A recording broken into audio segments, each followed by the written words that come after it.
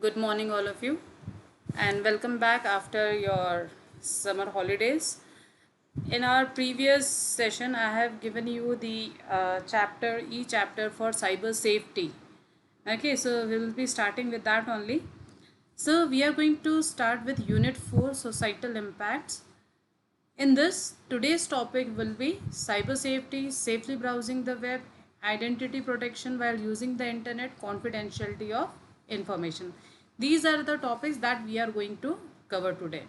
Okay, but before beginning with all these topics, first I just wanted to give you a brief introduction of your Unit 4.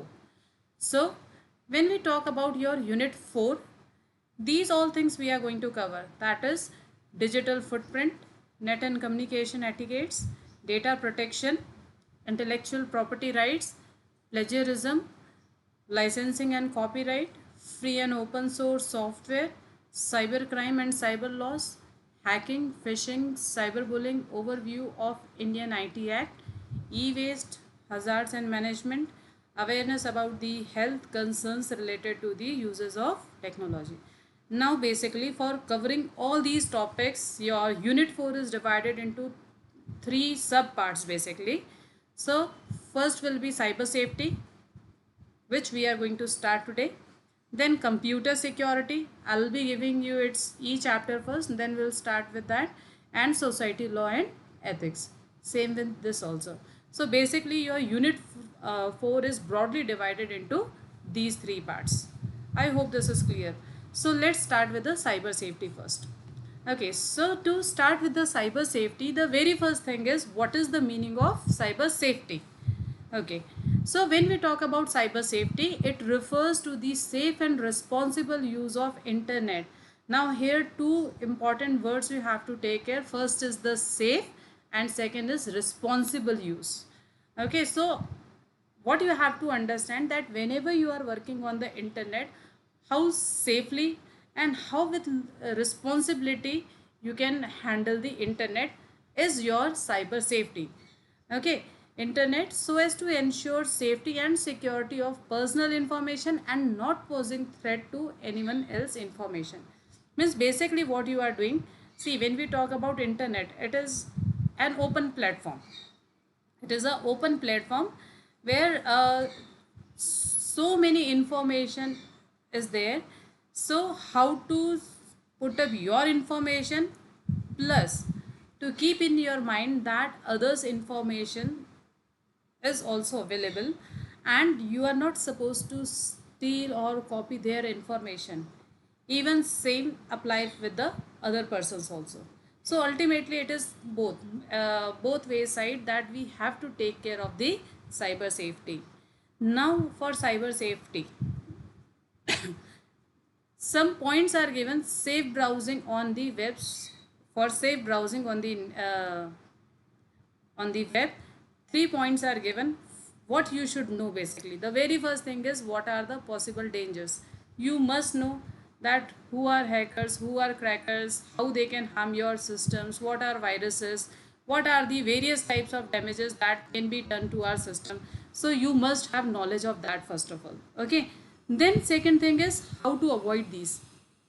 You are having the knowledge of the persons, you are having the knowledge of the things, that how it is going to attack your system, but along with that you should know that how you, if the things happen with you, then how you are going to avoid these problems. And next is how to virtually conduct yourself while browsing the web. So basically when you are browsing on the web, then how you are going to control your activities, or how you are going to behave on the web. So these are the three things for the safely browsing of the internet. Then after that, next is identity protection while using the internet. Now first of all, what is the meaning of identity? It means your information. See, it is understood. When we are using anything on the internet, we have to give our informations. Our informations are stored somewhere. Fine. Sometimes what happen, your information can be stolen by some other person, and then they are using your information as if they are that particular person. Means on behalf of you, they are doing browsings, or they are doing shoppings, or whatever it is. So this is what called as identity theft. So as a person, as a computer users, we must know that how we are going to actually protect our identity over internet. Okay, so see what is given over here. Identity theft is a type of fraud that involves using someone else's identity to steal money or gain other benefits. Online identity theft refers to an act of stealing someone's personal information such as their names, their login details, etc. For example, somebody has taken your name and your password, and then he or she is logging on your behalf, and then they are basically misusing that your account. Okay, so these all things are called as identity theft, and they are showing, they are posing that as that person online. Basically they are showing that that person is you only. Fine. So this is, first of all, this is illegal. This is also considered as a fraud. Then most common solution is, now see, you must keep in your mind, if you know what is identity theft, now what should be the action from your side. You must know how to keep your system safe and how to keep your browsing, how to keep the browsing safely. So for that there are two options. First is private browsing, or another one is anonymous browsing.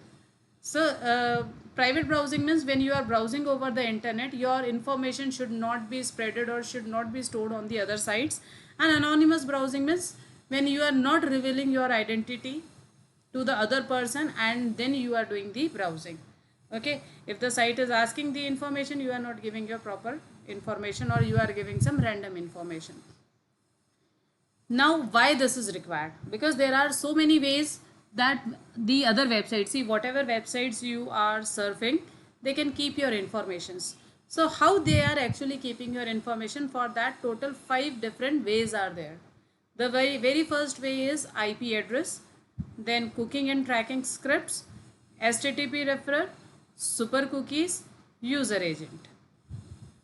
The very first thing is the IP address. Suppose you are surfing any website, as soon as you will click that particular website, your IP address will be stored in that particular server or with that particular website. Okay, so actually they are having your IP addresses. So it means that other site will come to know that from which system you have logged in to that particular site. And the most important thing is with your IP address, actually those sites will get to know your roughly your geographic location. Then next we are having is the cookies and tracking scripts. See, what are cookies? These are nothing but your informations. Sometimes it is stored in your system only, and sometimes it is stored in the server side also. Okay, actually there are different types of cookies. So basically these cookies hold your so many information, maybe your login credentials, maybe your surfing habits, like which websites you are opening again maximum times. So these all informations are stored in the cookies. So whenever you are opening your website for the next time, any website for the next time, then from the cookies those informations will be fetched and the website will get open fast. So this is the another method of keeping your or tracking any user on the internet. In case of cookies, you have to remember that there are basically two types of cookies: first party cookie and third party cookie. Okay, if the cookies is storing your login credentials or some information on your system, then it is called as first party cookie. And if the information is stored on the server side, then it is called as the third party cookie. Then next we are having is the HTTP referrer. See, this I just wanted to explain you with examples. Suppose you are opening any website. For example, suppose you have opened Google. Okay, in Google you are searching for any keyword, suppose software, then you will get so many links. You have clicked on one link, another site will get open. Then in that site, suppose any other link was there, then you are clicking on that link and then other site will get open. So when you are actually clicking on the links and going from one website to the another website, So that time also, when you are clicking on the link, your information will be sent to the new website, means the website that you have opened. To that website your information will be also transferred, maybe your machine id again, and your other informations will be sent via the http referer. Okay, then next we are having is the super cookies. These are also cookies, but they have some special characteristics that even if you delete, they will be there. Fine. So actually what happens, these are also called as these are also persistent cookies, means persistent in nature. What is the meaning of that? Because they are these cookies are stored in multiple locations in your system. So if you are deleting it from one location or second location, then also from the other location it will be restored. So therefore we are saying that these are persistent cookies, or these are the permanent cookies. The last one is the user agent. See, even our browser, let it be Google Chrome, Internet Explorer, Firefox, whenever you are opening any website, your browser is also sending user agent to the particular website that you are opening. So generally what happens, then via that user agent your information will be sent to that particular website. Let it be your again machine id, your operating system information, and so on. Fine. Now next we are having is private browsing and anonymous browsing. Okay, as we have already discussed that private browsing means when we are surfing on the internet, but at the same time we don't wanted to store our cookies, or we don't wanted our history to be stored anywhere. So for that we don't want our identity to be open in front of the world. So that time we are using, or we are doing private browsing. Now anonymous browsing. Anonymous browsers allows user to view website without revealing any personal information of the user, like their IP address, machine type, location, etc. So if we are doing anonymous browsing, so that time our browser will not reveal our information to the other systems. Okay, now types of private browsing. Three types of private browsings are given. First is incognito mode or incognito browsing. See, basically this is one mode given in with your browsers.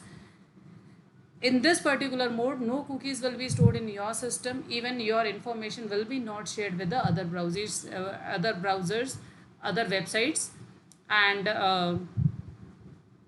all your searching information will be not stored for the next surfing. Okay, so basically if you wanted to do any shopping, in that particular case or when you wanted to do sort of transaction, you should actually use incognito mode or incognito browsing. It is available with so many browsers. Proxy is nothing but the when we are using proxy servers, basically what happens, our identity will be not revealed to the other websites.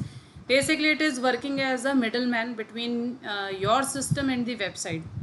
So whenever we are using proxy servers, what happens, our IP address will be stored to the proxy server, and proxy server's IP address will be later on given to the other website that you wanted to serve. So it is also a sort of private browsing. Then next we are having is the virtual private network. With the name only you can understand that here you can establish a small network, and generally the offices and the business peoples are using this VPN and to make their network secure. Okay, again your information will be not revealed when we are using this VPN or the virtual private network. Then next is confidentiality of information. Okay, now what is the meaning of confidentiality? It means we want our information to be secured and safe over the internet. Okay, it is given here, confidentiality of information ensures that only authorized users get access to sensitive and protected data. See, we have plenty of informations on internet, but it is we are saying it is public doesn't mean that everything is public. There are so many crucial information or the important information which is not supposed to be shared with everyone. Only authorized person can see those information. This is what called as confidentiality of information, and only authorized users can use it. For example, you are also having your so many accounts over internet, but you can use only, or you can see only that particular account whose login credentials you are having, right? So it means only authorized person can see the those informations. Okay, now for that there are some so many points given over here, and you should also keep all these points in your mind. Practices to ensure confidentiality of information. See what type of practices or what type of things actually you should have in your knowledge whenever you wanted to keep your data secured and safe. The very first thing is use firewall wherever possible. Now when we talk about a firewall, it may be a software or it may be a hardware. It is generally placed between your system and the outside world. Okay, and what it do, it whatever data we are transferring from our system to the outside world will go via firewall only. So it will check whether the permitted information is going from your system or not. Similarly, whenever any information is coming from the external world to your system, it will come via firewall. So it will check whether it is the relevant information or not. If it is any hackers activity, in that particular case firewall will block it then and there only. It will not allow that information to come to your system. Then second is control browser settings to block tracking. See, they generally what you all are doing, you are directly opening any websites, fine. What you are doing, you are never checking that how many properties and options are given in your browsers. So many settings are given in the browsers also, which help you to control your system or your tracking habit, other computers tracking habits or websites tracking habits. So even you can change some of the browsing settings, what type of uh, communication basically you want from your system to the other systems. Then next is browse privately wherever possible. As we have already discussed, suppose when you are doing any transaction, that time you should open the websites in the private mode only or in the incognito mode. In that particular case, it will be more secured as compared to that of your normal mode. Then be careful while posting on internet. See, whenever we are writing any information on the internet, we must be careful. See, when we are speaking, that time also we are very careful that what we are uttering from our mouth. In the same manner, when you are posting anything on the internet, you must make this thing very clear that it is a public network and it is globally anyone can see that particular information. So you must be more careful whenever you are posting any information on the internet. Then ensure safe sites while entering crucial information. See, this is again very important thing, that whenever we are giving any crucial information, means any important information, that time we must ensure that that particular site is safe. Okay, now these days you must have observed that all the websites are starting with https. So that S actually indicates that it is a secured website. Okay, or we basically not secured website, we can say the communication from your system to the that website is encrypted and is secured in nature. Similarly, before every website name there is the sign of padlock. This actually I wanted to show you practically. You can see in google.com also. Before this is the symbol. This is called as, this lock is called as a padlock. It means this is secured page. Okay. Similarly, when we are typing some website's name, that time you will see before the URL HTTPS is written. So you must take care whenever you are entering any crucial information in that particular pages. Then next is carefully handle emails. See, maximum viruses we are getting through the emails only. Okay, the reason is because there are so many advertisements coming via emails. We are opening those mails and they are having the virus in it.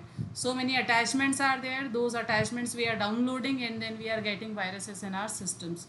So you must be careful whenever you are opening any email. If the mail is from the known person side, then you must open it. Otherwise, if it is from the irrelevant source, then you must ignore or directly you must delete those particular mails. Then do not give sensitive information on wireless network. See, wireless network, we know because maximum wireless networks are not that much secured. So therefore, our sensitive information we should not give via the wireless networks. And last is avoid using public computers. If you are using any public computer, in that particular case you must see that what type of informations you are storing in that. Okay, fine. Suppose you wanted to do the transaction, then you should do it with your mobile phone or with your system only. You should not use any public computer in that particular case. I hope these all things are clear to you, and then we will continue next time. Thank you so much and have a nice day.